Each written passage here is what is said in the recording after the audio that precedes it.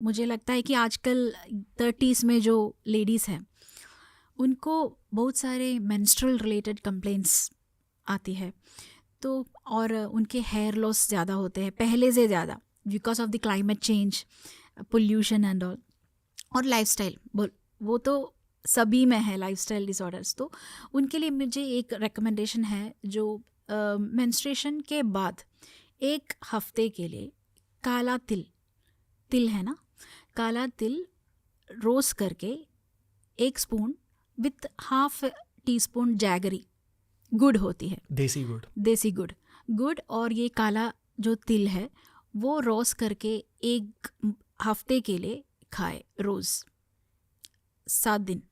उसके बाद every cycle के बाद, मैंने एक साइकिल के बाद कहा क्योंकि वो हम छूट ना जाए, हमें एक 7 डेज़ का वो एक हैबिट बनाना है। वो क्या है कि हमारी दांतों के लिए, नेल्स के लिए, हेयर के लिए और यूट्राइन हेल्थ के लिए, सभी में एक बैलेंस लाती है और अच्छा देता है दांतों के लिए, सभी के लिए एक very good routine that we can follow. Generalize treatment है हर औरत के लिए? हर औरत के लिए, यूजुअली 30s के बाद। ओके। हाँ, काले तिल को रोस्ट करके 1 स्पून लेना, हाँ, और उसमें देसी गुड़ थोड़ा सा मिक्स करना है, 1/4 टीस्पून चलेगा, दिन में एक बार कभी भी। ओके। साइकिल के खत्म होने के 7 दिन बाद? हाँ, ऐसा कोई नहीं है, but we can keep it as that way. Okay. कभी भी ले सकते हैं, लेकिन 7 दिन रखेंगे तो हमें एक रूटीन, एक सिस्टम डेवलप करने के लिए कुछ इंस्ट्रक्शंस देना ज़रूरी है, इसीलिए हम वो स्टिक ऑन करेंगे तो सबके लिए अच्छा है। कंटिन्यूअस 7 दिन। Okay, wow. और we can continue that menopause के टाइम में भी, वो भी ले सकते हैं। अभी ना, अगर कोई एलोपैथिक डॉक्टर ने ये बात सुनी तो वो पूछेंगे कि इसके पीछे साइंस क्या है, पर मैं मानता हूँ कि वही फूड के अंदर घुसो, हाँ, ढूंढो कि क्या है इसमें केमिकल कॉम्पाउंड, और फिर उस पर रिसर्च करके देखो कि इस केमिकल कॉम्पाउंड की कॉम्बिनेशन की वजह से एक्चुअली बॉडी में क्या फर्क हो रहा है। हाँ, शायद उस स्टडी में से एक एलोपैथिक मेडिसिन ही निकल के आएगी। दैट्स व्हाट आई बिलीव, कि ये जो मैं कह रहा हूँ कि आने वाले टाइम में आयुर्वेद और एलोपैथी कंबाइन हो जाएंगे इन सम फॉर्म और द अदर। उसमें एक और चीज़ है रणवीर, होलसमनेस एक बड़ी चीज़ है आयुर्वेद में। एक पर्टिकुलर एलिमेंट्स को एक्सट्रैक्ट नहीं करते। एक जो चीज़ है उनकी सारी गुण के साथ खाना है। अगर हमें पर्टिकुलर चीज़ एक्सट्रैक्ट करने की कोशिश की तो ये भी हार्म हो सकती है बॉडी को। ओके। तो होलसमनेस मतलब जो पूरा, अगर तिल लिया, तिल एज सच लेना है, तिल की पार्ट्स को, मतलब ऑयल को सेपरेट करके नहीं। मतलब ये कुदरत ने ही ऐसे बनाया है। हाँ, ओके। तो बेसिकली शायद इसमें से मेडिसिन नहीं बनेंगे, पर ये एक अच्छी डेली हैबिट हो सकती है। जरूर। जैसे फॉर एग्जाम्पल हल्दी, हाँ, आई एम अज्यूमिंग, हल्दी के बारे में क्या क्या कहना चाहोगे आप? हल्दी is a powerful medicine.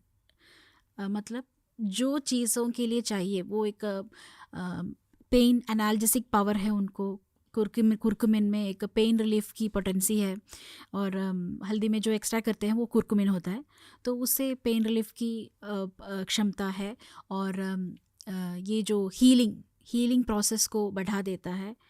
Skin में अप्लाई करेंगे तो वो निखार बढ़ाता है। ऐसी सारी चीज़ें हैं, लेकिन ये भी एक प्रोलॉन्ग्ड यूज़ के लिए सजेस्ट नहीं करेंगे, क्योंकि वो भी इनकी भी टॉक्सिसिटी बॉडी डेवलप कर सकती है। आयुर्वेद में ये भी बताया गया कि अगर हमने 7 दिन के ज़्यादा एक चीज़ को ली, वो हमारी बॉडी में ये एक आदत सी बन जाती है और उसका इफ़ेक्ट कम भी नहीं लगता। उससे ज़्यादा ये चीज़ जो है, बहुत सारी चीज़ें हैं जो आयुर्वेद में नित्य उपयोग के लिए बताई गई है। तो ऐसी एक चीज़ है तिल, जो नित्य लेना चाहिए। करेक्ट। हम एक एक इंग्रेडिएंट में घुस नहीं सकते इस पॉडकास्ट में, क्योंकि यही आयुर्वेद का साइंस होता है कि बहुत इलैबोरेट कॉम्बिनेशन होती है। मेंटल हेल्थ की बातें हुई है? हाँ। क्या लिखा गया, मतलब दुख के बारे में क्या लिखा गया? दुख के बारे में जो हम इंटेलेक्चुअल ब्लास्फेमी करके एक कॉन्सेप्ट है, मतलब जो हमें पता है कि ये नहीं करना चाहिए, ऐसी चीज़ें हम अभी हमारी इच्छा से करें तो वो दुख में बदल सकता है। ओके उसे कहते हैं प्रज्ञा अपराध। हमारी जो बुद्धि को हम जानबूझ के जो अपराध करते हैं, the actions we take knowing that, अगर हमने एक डेंजर स्पॉट देखा, हमें पता है कि स्लिप हो जाएगा, we are going there, we are actually challenging the thought that it is not good to do.